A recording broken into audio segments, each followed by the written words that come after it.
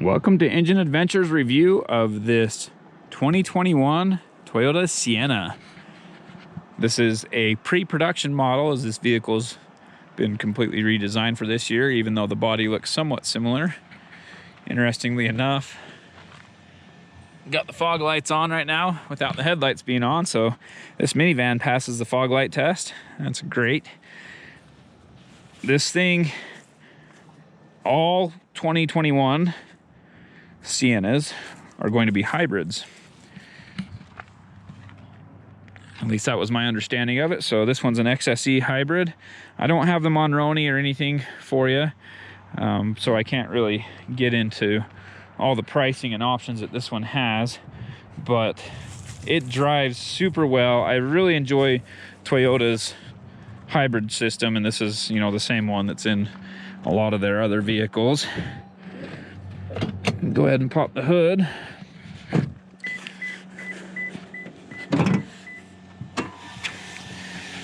So there you go. It's powered by this little 4-cylinder engine, and then there's some of your hybrid controls there. And I'll probably put up some slides and go over how this hybrid system works, but the CVT on the Toyota hybrid systems is a planetary gear design with no belt. So that's a really cool system that I think works really well. I haven't had any issues with this type of system. A lot of times CVTs are considered weaker because of those belts and they overheat and things like that, but not so much on this van. So, and on all of Toyota's hybrid systems. It's pretty standard in here as far as, I mean, it's very nice, I should say, and it drives much more like a sedan than a minivan. I was impressed with how it drives. This one does have a ton of features. The automatic high beams.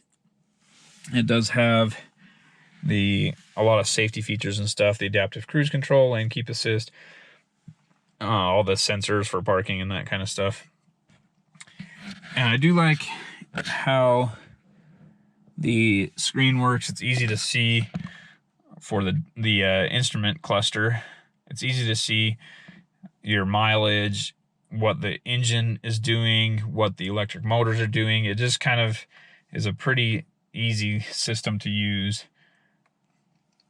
I didn't get as much time in this as I wanted.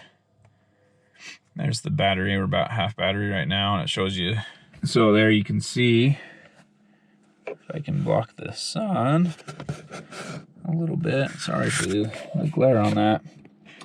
Anyway, you can see there what the hybrid battery system is doing when you're driving. Right now I'm at rest, so it's not going to be doing anything. Something kind of interesting is the shift lever. It's like space age because of the way it shifts. So a lot of them will just slide back, but this one pivots, and it pivots like right in here. So as you go all the way down to drive, you feel like you're really pulling a thruster forward or something. It's kind of cool. Anyway, I actually, honestly, it's weird to me still. Not used to it. Up here, wireless charging. There's a USB port there. This one does have various drive modes, EV mode, and the battery's too low, it says, for EV mode. Sport mode, and eco mode, and normal. So I just drove it around in normal mode for most of the time I had it. Switching to sport will basically kind of keep the gas engine on more often. Screen's pretty nice. Backup camera, I don't know if it's just in a weird location, but you see a lot of license plate. I don't know if maybe it would be better up higher or what the deal is there. It still works great and it's pretty clear. I didn't have any issues parking it or anything, but this seemed like the camera was maybe in a weird spot. The screen's really good. Touch screen, and has all the buttons here. The tune knob, volume knob. It's got everything you need. Climate control, super simple, basic, easy to use. Heated seats for the front passengers, and if you want to control the rear, you just push the button for the rear, and now you can control the rear individually, or you can have it in sync. Really just simple, easy to use. This whole shelf space is kind of interesting to me. I don't know if I like it or not. There's also one over here. I didn't do a road trip or anything with it, so I don't have a great feel for how well that actually works. Lots of cup holders, so there's 4 just up here. This little spot can hold a cell phone as well, so you have the charger back there, but you can hold it here. And this spot there was pretty good for that. And then this is really quite deep. I can fit, well, this is full 8.5 by 11 paper, and it stands all the way up in there. So it's about 11.5 inches deep, and then a couple more USB charging ports there, and 2 more right here. That one's a USB-A and USB-C. There is, sorry, camera got stuck. So there is a pass-through down here with a 12-volt power outlet here, and then, you know, clearly more storage space underneath. This one is equipped with a sunroof, pretty small compared to a lot of other sunroofs today, but still there for those who want it. You can control all the doors from here, open or close the side doors or the back panel. This one opens the sunroof, and you got that little mirror, bubble mirror there. And that's about it up here. Let's move on to the second row. Go ahead and hit the button there to open it. So something interesting is the adjustability of those second row seats. So you can see that one, the passenger side, is pretty much all the way back. And so you can have like 2 people that are 7 or 8 feet tall sit behind each other in here and have plenty of room. These ones, they don't come out nearly as easily as the Chrysler ones do on that Pacifica, but you can easily slide them all the way forward. They tilt as well, so you can go forward. So you can climb into the back through there. You can put child seats in any of the seats in the whole vehicle, which makes that rather convenient. You do have cup holders on the sides of those chairs, and then in the doors, and there's a little pocket there as well. But there's no USB chargers back here besides these 2 right here. And then down here, a 110 volt or 115 volt or 120, yeah, 120 volt, and a couple more cup holders there. So plenty of cup holders. Just got to look around a second for them. Back here on the third row, on this side, there are 2 cup holders, and over here, 2 cup holders, but also 2 USB charging points. So plenty of charging points for everyone. Another 120 volt outlet here in the back. And behind this cover, well, let's go around the back to take a look at that. Back here, so both these sides will fold down if you want. I've got the car seat here, so I'm not going to fold it. But it's pretty easy. You use this handle to lift it up and out, and then pull it back with that one. So with that other seat, I've got the other seat all the way back, so that was a little bit less convenient than it would normally be, as that second row seat shouldn't be this far back. But to fold it, just do the opposite there and pull it back down, and it folds not quite flat into the floor, but it's close. And then you can flip that out to kind of cover the gap there. This one, so because those second row seats are so much harder to take out, you can't quite get a 4x8 sheet of plywood in here or whatever, but it is still plenty roomy. It does have all the grocery hooks on the back here.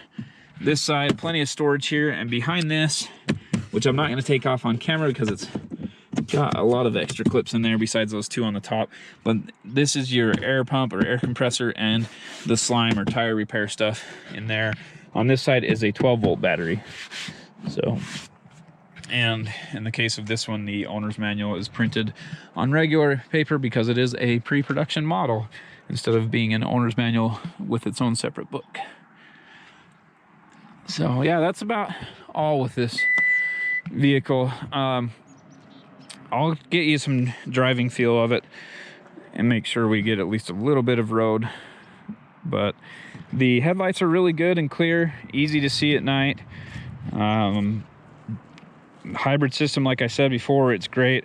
I've been getting about 28 miles per gallon. I think you could maybe do a little better, but that's not too bad. And the way I drive when I test, I'm usually a little more aggressive and doing things that would burn more fuel than normal. So I think you could get 30 miles per gallon out of this. Driving rough roads here in the Sienna is no problem at all.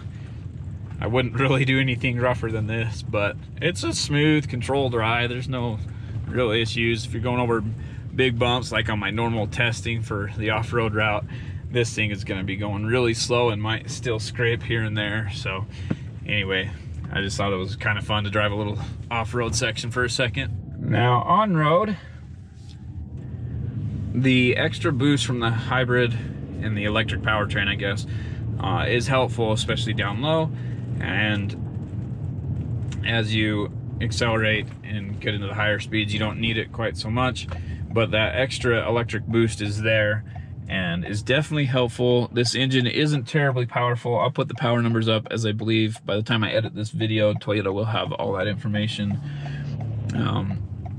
And it'll probably be similar to the other, vehicles that use this same setup.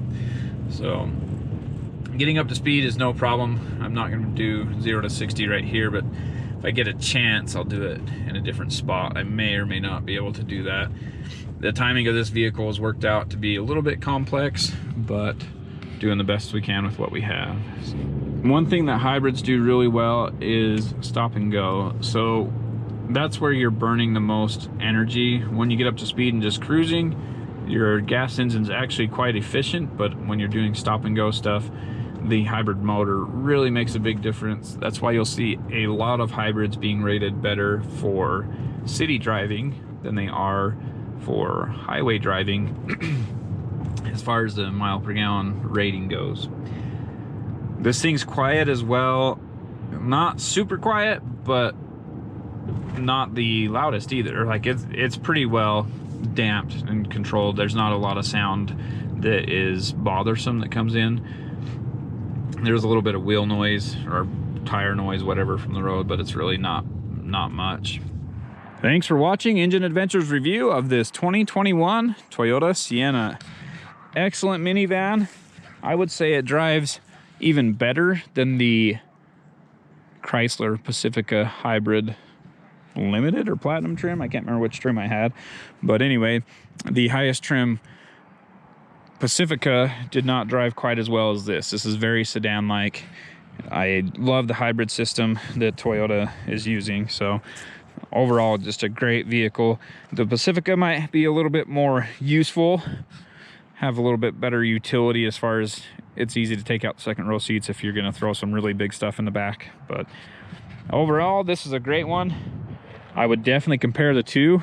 Toyota is known for excellent reliability, and I don't see why this minivan would be any different. And anyway, if you liked what you saw, hit subscribe, ring the bell so you get notifications. Give me a thumbs up, and if you didn't like it and give me a thumbs down, then be sure to comment down below and let me know why. Thanks for watching. Have a great day.